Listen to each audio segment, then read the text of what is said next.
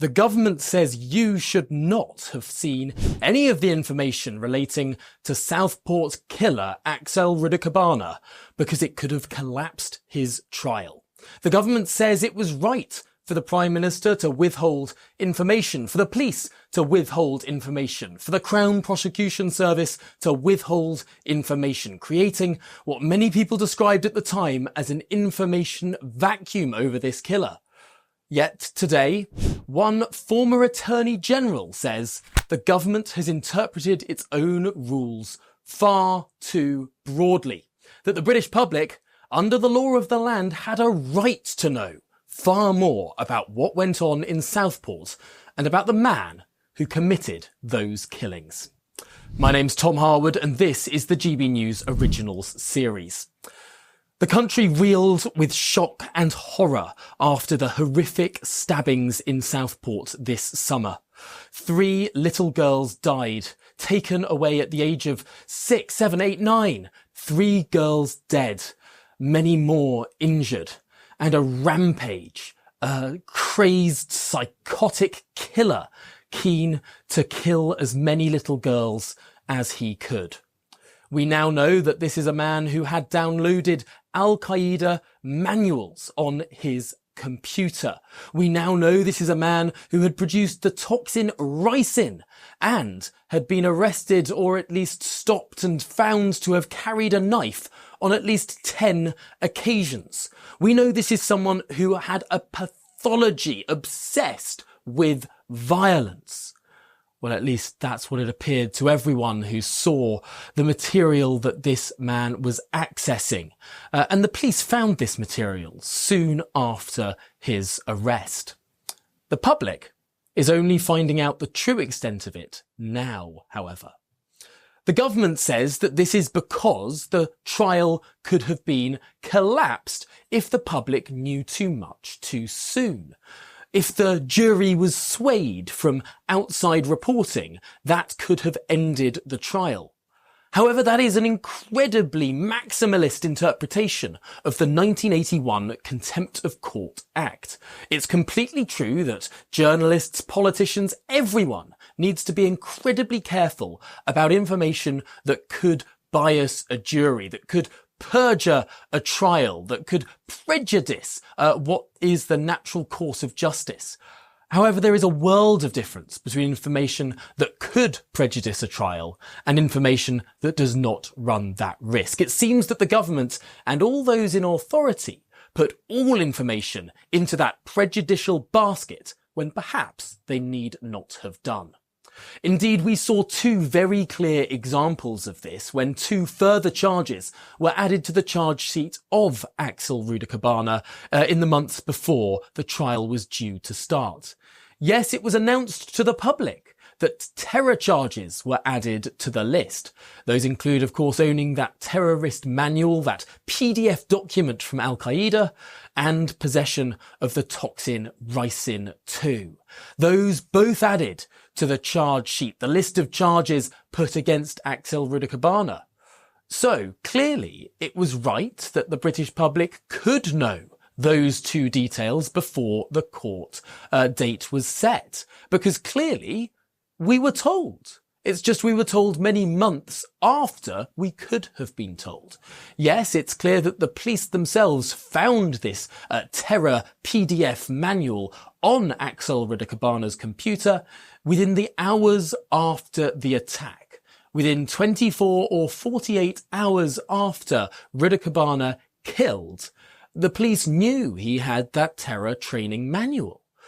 So why was the public not allowed to know for month after month? Well, that was a question put to the Home Secretary in a testy exchange in the House of Commons. The Home Secretary said, she repeated the lines that we heard from the Prime Minister earlier on Tuesday. We heard those lines repeated and repeated, that the trial could have collapsed. But that doesn't make any sense, does it? If the trial could have collapsed if we knew any information at all, why were those 2 crucial bits of information released before the trial? They could have been released earlier. And that's before we get into all the other information that we now know surrounded Axel Rudakubana. All the other information about how he had been obsessed with school shootings and killing. We now know much about his search history online. We now know that he ordered a knife from Amazon at the age of 17. We now know that his father stopped him getting into a taxi just a week before the killing of those girls in Southport, a taxi that was due to go to his old school. He was allegedly carrying a knife in that altercation. What happened after that, and how soon did the police know about that? We know this individual was referred to the Prevent Anti-Terror Programme 3 times.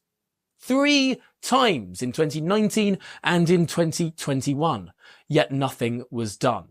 It's clear there are so many questions to answer in this case, and the public have a right to ask questions too.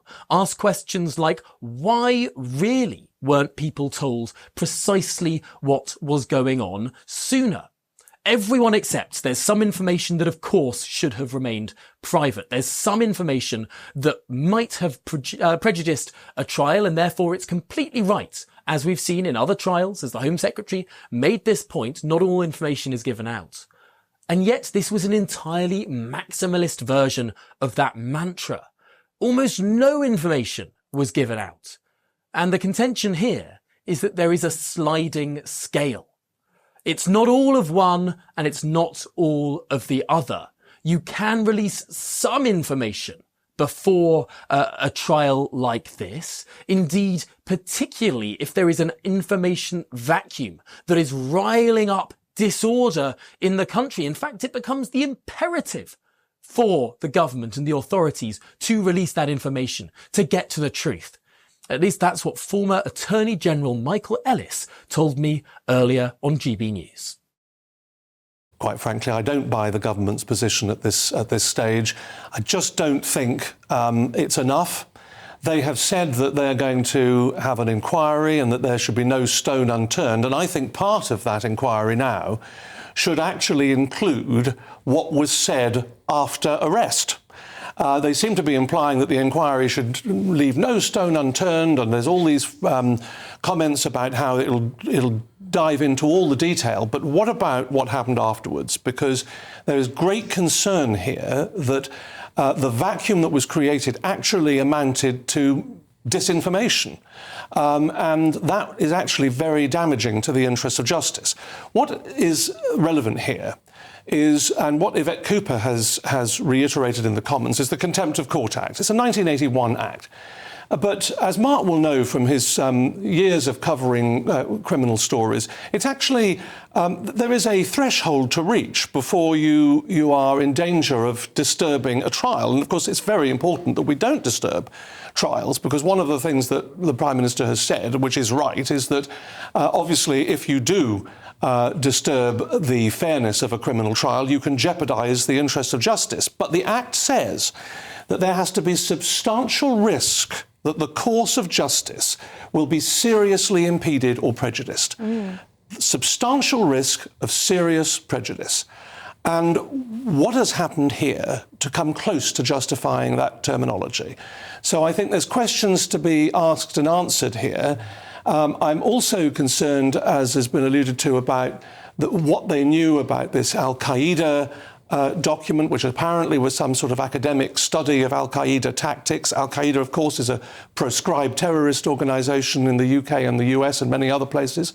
And what we've heard about ricin. Did the authorities know more, and could they have said more without creating a substantial risk of serious prejudice? Well, look, without going into the detail about individual cases, of course it's right in many cases to protect the sanctity of justice and to ensure that justice is obtained for a person who is charged with an offence. We don't want to prejudice juries. But I think in this case, in this particular case, there has been a serious amount of damage done by the decisions that was made. And there was a vacuum that actually the vacuum in itself, the vacuum of information in itself caused harm. That's why this inquiry needs to look at whether that was appropriate and whether the right decisions were made throughout. If they've got nothing to hide, they'll let the inquiry, Anderson, I think, is doing this inquiry, and he's got a lot of experience in terrorist actions. He can then establish, not only up to the point of the incident, but past that incident, what happened. Was it right for this information to be withheld in the way that it was? Well, an inquiry has now been established. It may well get statutory authority as time progresses. But there is a crucial question there, as we heard from the former Attorney General. Will this inquiry not just look at the failures of the Prevent programme, not just look at the past of Axel Rudakubana, not just look at all of the missed opportunities to stop this monster killing those 3 little girls, but also look at the government's response in the days and weeks after that tragedy in Southport? How much disorder could have been avoided had the government been more open, had the government been more transparent, had the government been more respectful of the intelligence of the British people?